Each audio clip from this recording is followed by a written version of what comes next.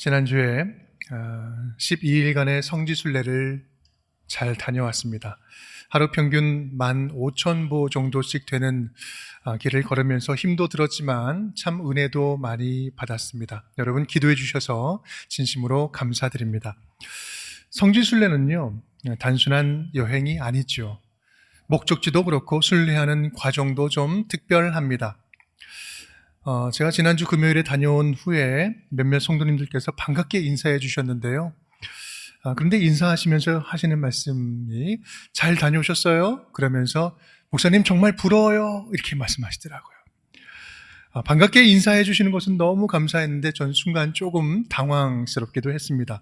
물론 의도를 가지고 하신 말씀은 아니었지만 이 성지순례에 대한 우리 성도님들의 첫 감정이 그저 부러움뿐이라면 그건 아니어야 할 텐데 라고 하는 생각이 제 안에 들었어요.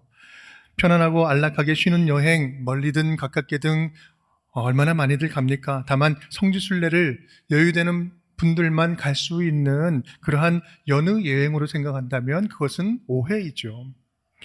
우리가 성지를 순례하는 이유는 무엇일까요? 오래된 우리 기독교 전통 가운데에는 순례의 전통이 있었습니다. 성경시대 예수님 당시에도 이스라엘 모든 남자들은 1년에 3번 예루살렘 성전을 방문해야 했습니다. 순례하는 전통이 있었죠. 유월절, 칠칠절, 초막절. 그래서 이 세 절기를 순례절기라고 이야기를 합니다. 천주교는 공식적으로 죽기 전에 꼭 해야 할 의무적인 순례 코스가 있다고 합니다. 또 이슬람 교도들도 메카 메디나 성지순례를 하죠. 다른 종교들도 각자 그렇습니다. 요즘은 종교와 상관없이도 대중적으로 잘 알려진 순례길도 있죠. 스페인의 산티아고 순례길이 또 그렇습니다. 그렇다면 우리에게 이 성지순례는 과연 어떠한 의미가 있는 것일까요? 오해하지 말 것은요, 이 성지 자체에 어떤 능력이 있거나 신령함이 그곳에 깃들어 있기 때문이 아닙니다. 성지에 어떤 물건을 만져야지만 병이 낫고 자식을 낳고 또 성지에 가야지만 은혜 받고 불 받습니까? 아니요. 절대로 그렇지 않습니다. 저는 그 순례의 의미를 이 한 문장 안에 담아 보았습니다. 우리 함께 좀 읽어볼까요? 죽은 자들의 흔적을 통해 영원히 산 자들과의 만남은 실로 힘이 있다. 죽은 자들의 흔적을 통해서 영원히 살아있는 자들을 만나는 그 만남에는 정말 힘이 있다라는 거예요. 거룩함이 묻어있는 흔적을 통해서 오늘날 우리의 믿음을 다시 살리고 깨어나게 하고 계승하게 하는 힘이 있기 때문에 성지순례는 의미가 있다라는 겁니다. 성경을 책으로만, 눈으로만 읽는 것이 아니라 몸으로 읽으면서 입체적으로 이해하고 공감하면서 느끼면서 성경, 하나님의 말씀을 더 사랑하게 되는 것. 그러한 의미에서 우리 운정교회 성도님들은 언제가 되었든 성지순례를 꼭 하고자 하는 마음을 꼭 품었으면 좋겠습니다. 죽은 자들의 흔적 속에서 영원히 살아있는 자들의 메시지를 만나는 것은 실로 큰 힘이 있기 때문에 그렇습니다. 그런데 이런 성지순례도 성지순례지만 좀 넓게 보고 크게 보면 저와 여러분 우리 모든 인생들도 다 순례의 여정이라 할 수 있죠. 하나님께로부터 이 땅에 보냄받고 또 주님 부르시면 하나님께로 돌아가는 순례자 아니겠습니까? 다만 중요한 점이 있다면 내가 가야 할 길과 또 돌아갈 곳을 아는 순례자는요, 삶이 아무리 힘들고 지쳐도 어려워도 본향을 생각하면서 버티고 견뎌낼 수 있지만 내가 어디에서 와서 어디로 가는지 전혀 알지 못하는 자들은요, 끊임없이 불안해하다가 끊임없이 불평하고 불만하다가 흔적도 없이 사라져버린다는 사실입니다. 이번에 성지순례하면서 만난 가이드분이 한 말이 기억이 나는데요, 가이드 하다 보면 이 성지순례객과 패키지 여행객들을 만나게 되는데 둘이 많이 다르다는 거예요. 패키지 여행객들은요, 특유의 분위기가 있는데 집에 돌아가는 그날까지 자리 싸움이 굉장히 치열하대요. 어떻게 하면 더 좋은 자리 차지하나. 같은 비용을 내고 조금이라도 손해보지 않으려고 하는 그 마음들이 이게 보인다는 거죠. 그런데 성지순례객들은 다르다는 거예요. 함께 지향하는 순례의 목적을 알고 그 목적 안에서 일행이 한 마음으로 통일되는 것들을 느껴요. 그러니 문제가 생기면 먼저 양보하고 도와준다는 거예요. 저는 그 말을 들으면서 이거야말로 진짜 함께 순례하는 성도들의 공동체, 우리 교회의 모습이겠구나 라는 생각을 했습니다. 뭔가를 더 받기를 바라면서 바라는 그런 관광객 같은 신자가 아니라 힘든 길을 함께 동행하면서도 서로 섬기고 챙길 줄을 아는, 그렇게 함께 영적인 순례길을 걸어가는 우리 운종의 모든 식구들 될 수 있기를 주님의 이름으로 축복합니다. 이제 본격적으로 본론으로 좀 들어가 보려고 합니다. 앞에서 말한 것처럼 우리 모두는 순례자들일 텐데, 그렇다면 우리는 순례하는 인생이라는 관점에서 어떠한 직업적인 사명을 가지고 있는 것일까? 인생을 순례의 여정이라고 볼 때 그 길을 먼저 가본 자로서, 예수 그리스도를 먼저 믿고 은혜를 받은 자로서 아직 그 길을 가보지 않은 자들에게 영적인 순례를 안내해 줄 줄 아는 가이드가 아니겠습니까? 먼저 하나님의 자녀된 자로서 누군가의 믿음을 도와주고 세워줄 수 있는 영적인 가이드, 신앙의 안내자, 우리 모두에게는요, 복음 가이드라고 하는 직업적인 사명이 우리에게 있다라는 말씀입니다. 이번 12일 동안 저희는 3명의 가이드를 만났는데요, 모두 다 베테랑이었어요. 가는 곳곳마다 전문적으로 안내를 해주시는데 참 유익했습니다. 오고 가면서 개인적으로 느낀 점은요, 이 성지순례의 퀄리티는 이 가이드에 달려있다 해도 과언이 아니겠다라는 생각이 들었습니다. 사실 튀르키예, 그리스에 있는 성지들은요, 어디를 가나 돌무더기 뿐이에요.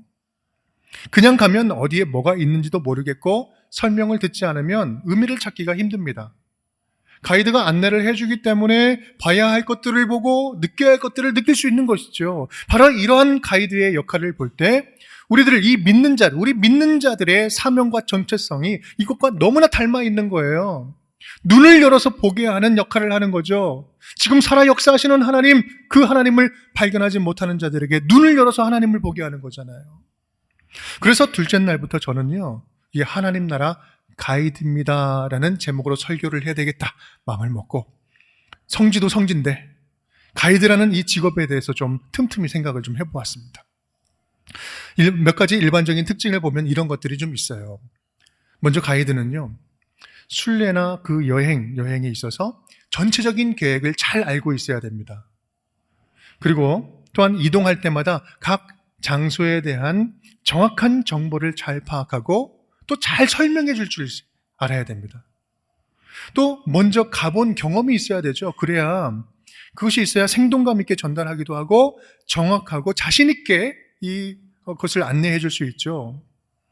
또한 네 번째로 보면 순례나 여행 중에 발생될 수 있는 이 위험과 실수에 대해서 반복적으로 지속적으로 경고해 주는 역할을 해줘야 됩니다. 이 여행객들, 순례자들은요, 계속해서 까먹어요. 잊어요. 지금도 귀에 생생하게 들리는 가이드 말이 있습니다. 자, 여권과 지갑 손으로 눈으로 확인해 주세요. 다 가지고 있는 줄 알고 착각해요. 그러다가 잃어버리는 거죠. 손으로 눈으로 확인하라고. 무엇보다 다섯 번째, 가장 중요한 것이 있다면 그것은요, 함께하는 기간 동안에 그 고객들의 안전은 전적으로 가이드가 책임지는 거예요. 순례하는 기간 동안 모든 책임은 가이드에게 있어요. 그래서 그만큼 책임이 무거운 거죠.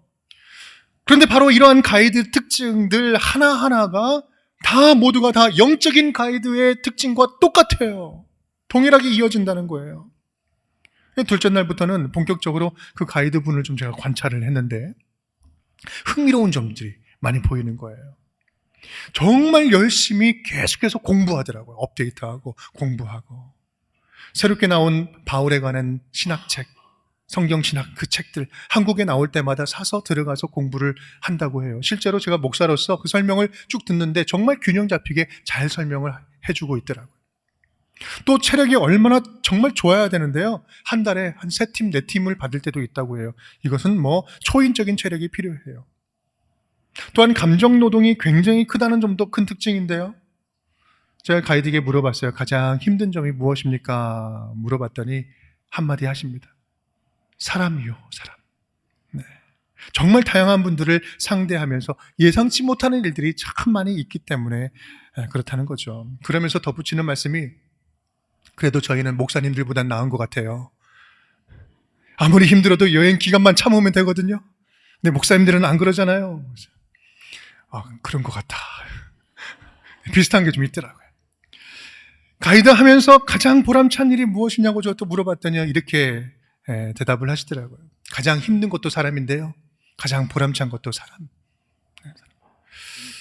순례를 통해서 뭔가 삶이 새롭게 변화되고 그런 기회를 갖게 해준 거에 대해서 진심으로 감사할 때 가장 보람차다고, 이루 말할 수 없는 가장 큰 보람을 느낀다고 하시더라고요. 여러분, 그렇습니다. 가이드라는 직업의 가장 큰 특징과 보람은요, 누군가의 이 사람의 성장하고 변화하는 일에 안내자 역할을 해준다는 것, 이것이 가장 큰 특징이자 보람입니다. 특별히 복음을 안내하는 가이드는요, 한 사람의 인생을 반전시키고 하나님의 자녀로 다시 태어나게 하고 인생을 180도 변화시킨다는 점에서 놀랍고 가치 있는 정말 거룩한 사명이 아닐 수 없는 것이죠. 누군가의 회심과 영적인 성장에 있어서 하나님이 우리를 누군가의 영혼을 감당하는 책임자로 붙여주셨다는 말씀이죠. 바로 이 지점에 현실의 직업적인 가이드와 영적인 가이드의 차이점이 있습니다. 일반 직업으로서의 가이드는요, 앞서 잠깐 말씀드린 것처럼 아무리 관계가 힘들어도요, 순례나 여행 마치면 끝이에요.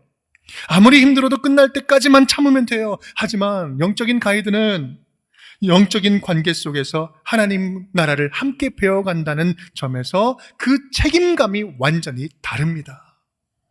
잘못된 안내자를 만날 경우에, 잘못된 영적인 안내자를 만나면 어떻습니까? 소경이 소경을 인도하듯이 영적으로 함께 망하는 거죠. 그것처럼 그 책임감은 완전히 다른 거예요. 바로 여기에 영적인 가이드의 가장 큰 특징이 있다면 그것은 바로 영적인 책임감입니다. 책임감. 오늘 본문 사도 바울이 보여주는 것이 바로 그겁니다. 사실 오늘 우리가 함께 읽은 이 구절은요, 어마어마한 내용이 들어있어요. 1차 전도 여행의 배경과 그 지역적인 특징을 모르면 그렇구나 하고 밋밋하게 넘어가는 말씀이지만 조금만 제대로 알고 보면 상상할 수 없는 바울의 책임감을 우리는 발견할 수 있습니다. 14장 20절 21절 제가 읽겠습니다. 제자들이 둘러섰을 때 바울이 일어나 그 성에 들어갔다가 이튿날 바나바와 함께 더베로 가서 복음을 그 성에서 전하여 많은 사람을 제자로 삼고 루스드라와 이고니온과 안디옥으로 돌아가서, 지금 세 부분을 밑줄 쳤는데요. 바울이 일어나 그 성에 들어갔다, 그리고 더베로 갔다, 그리고 루스드라, 이고니온, 안디옥으로 돌아갔다. 사도행전 13장 13절 14절 이렇게 이야기합니다. 바울과 및 동행하는 사람들이 바보에서 배 타고 밤빌리아에 있는 버가에 이르니 요한은 그들에게서 떠나 예루살렘으로 돌아갔고, 다 함께 그들은 버가에서 더 나아가 비시디아 안디옥에 이르러 안식일에 회당에 들어가 앉으니라. 아멘. 여러분 보면 좀 더 나아가, 버가에서 좀 더 나아가 비시디아 안디옥에 이르렀다. 좀 더 나아가 5글자로 끝나고 있어요. 참 쉽죠? 금방 끝난 것 같죠? 그런데요, 간단한 내용 같지만 여기에는, 이 행간에는 어마어마한 내용이 숨어 있습니다. 지금 그 버가에서 비시디아 안디옥 내륙으로 들어가는 그 사이에는 토로스 산맥이 있는데, 토로스는 성난 황소라는 뜻이 있다고 해요. 계속해서 만나도 계속 화나 있어. 3,300m가 넘는 그 산맥, 백두산이 넘는 그 높이가 넘는 산이 산맥이 하나만 있는 것이 아니라 겹겹이 계속해서 쌓여 있는 거예요. 강도도 수시로 출몰하고 그 맹수도 수시로 공격하는 것입니다. 당시 걸어서 산맥을 넘는다는 것 그 자체가 기적이고요, 그 마음을 먹는 것 자체가 비현실적인 것이에요. 그런데 어떻게 합니까? 그곳을 넘어서 비시디아 안디옥으로 내륙으로 들어갑니다. 살아서 가서 도착한 곳이 비시디아 안디옥. 제가 주일날 영상편지 보냈던 곳이 비시디아 안디옥, 바로 그곳이었어요. 이곳 회당에서 설교를 하시고 다시 이동하여서 간 곳이 이고니온이라는 곳입니다. 거기서 또 루스드라로 갑니다. 비슷한 거리예요. 그곳을 또 더 걸어가서 거기서 안진뱅이를 고치면서 복음을 전했는데, 거기까지 유대인이 쫓아와서 어떻게 합니까? 돌로 바울을 쳐요. 그래서 보니까 죽었어. 죽은 줄로 알고 시위에다 갖다 끌어냅니다. 여기서 죽은 줄로 알고라고 하는 것은요, 다 확인했다는 거예요. 죽었다라는 거예요. 누가 봐도 돌에 맞아 죽었다는 거죠. 몸 상태가 어떻게 됐을까요? 정상이 아니에요. 그런데 오늘 본문이 바로 그 배경을, 그것을 배경으로 하고 있는 본문이에요. 오늘 본문을 다시 한번 볼까요? 20절. 제자들이 둘러섰을 때에 바울이 일어나 그 성에 들어갔다가 이튿날 바나바와 함께 더베로 가서 일어났대요. 그리고 성에 들어갔대요. 그 성이 어떤 성입니까? 어떤 성이에요? 조금 전에 자기가 돌에 맞아 거의 죽었던 그 성에 다시 들어가는 거예요. 이게 말이 됩니까? 제정신이에요? 그런 상황에 들어가면 어떻게 됩니까? 지금 조금 전에 어제 자기에게 돌을 던졌던 사람들이 좀 돌아다니고 있어요. 이건 죽으러 들어가는 거죠. 그런데 왜 들어갔을까? 두 번째, 이튿날 바울은 바나바와 함께 더베로 향합니다. 루스트라에서 동쪽으로 50km 정도 더 가는 거예요. 그 더베, 지금 우리로 따지면 파주에서 잠실까지의 거리예요. 그 정도를 더 가는 거예요. 여러분, 그 몸 상태가 어땠다고요?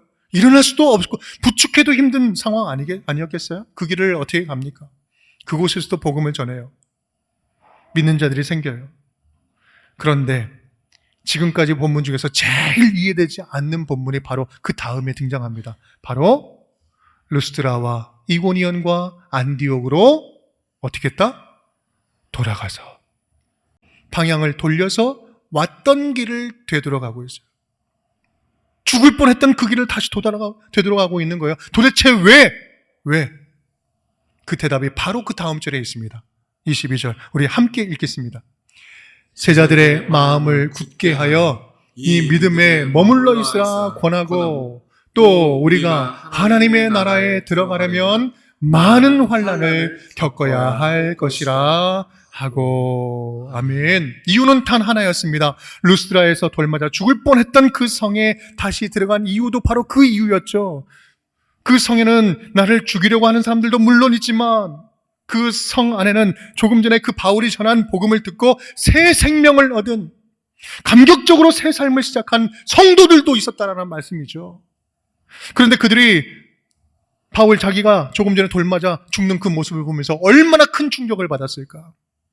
얼마나 궁금해하고 있을까? 나의 이 환난을 통해서 저들의 믿음이 떨어지지나 않을까? 식어지지나 않을까? 그것이 걱정되었어요. 그들에게 그래서 나 살아있으니 걱정하지 말라고, 절대로 이 믿음 포기하지 말라고, 환난은 임하나 하나님의 영광은 더 크다고, 그 말 하려고 목숨 걸고 들어간 거 아니겠습니까? 여러분, 이거 뭐예요? 하나님이 자기에게 맡기신 자들에 대한 목숨을 건 책임감 아닙니까? 조금만 더 가면 고향 땅을 밟을 수 있음에도 불구하고 방향을 돌이켜서 죽을 고생하면서 왔던 길을 되돌아갈 이유가 뭡니까? 지금까지 복음을 전한 그 제자들의 마음을 다시 굳건하게 세우려고요. 이 믿음에 머물러 있으라. 절대로 무너지지 말아라. 하나님 나라에 들어가려면 많은 환난도 있어야 된다. 하지만 찬란한 영광도 기다리고 있다. 그 복음을 확증해 주려고, 영적으로 가이드해 주려고 그 먼 길을 다시 돌아간 거 아니에요? 바울이 지나갔을 그곳을 버스 타고 지나가면서 적은 글을 좀 잠깐 읽어보겠습니다.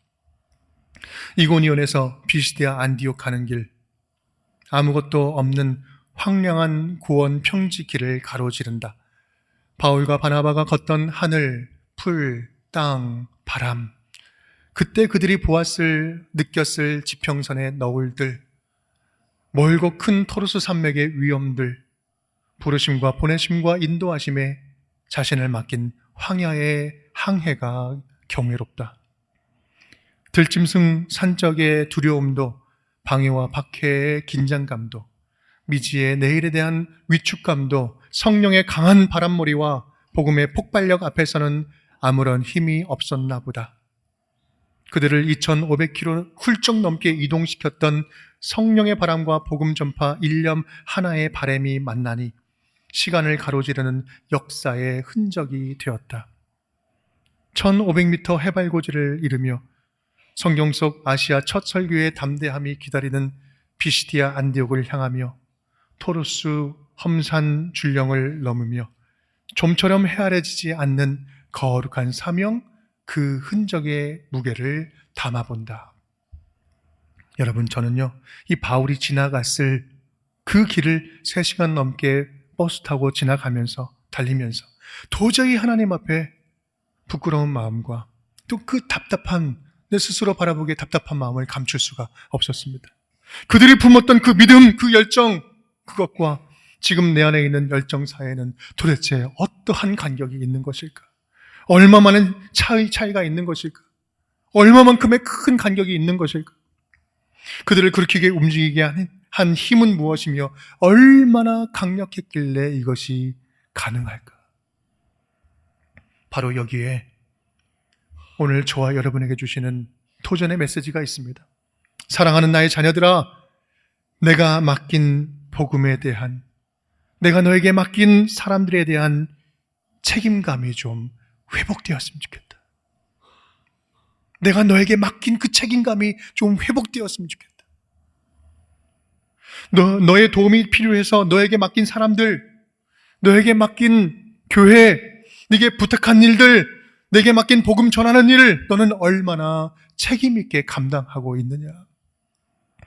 내가 아니면 안 될 일이기에 하나님이 꼭 나에게 맡겨주신 우리 자녀들에 대한 신앙의 책임, 나는 얼마나 제대로 감당하고 있는 것일까? 내가 아니면 못할 일이기에 하나님이 내게 특별히 부탁하신 내 주변의 사람들에 대한 사랑의 책임, 나는 얼마나 잘 감당하고 있는가? 내가 아니면 안 될 일이기에 하나님이 간절한 기대를 가지고 나에게 맡기신 공동체 섬기는 사역, 그 일에 대한 책임을 나는 얼마나 성실하게 감당하고 있는가? 그러한 도전이 올 때 나는 소극적으로 뒤로 빼고 있지는 않는가?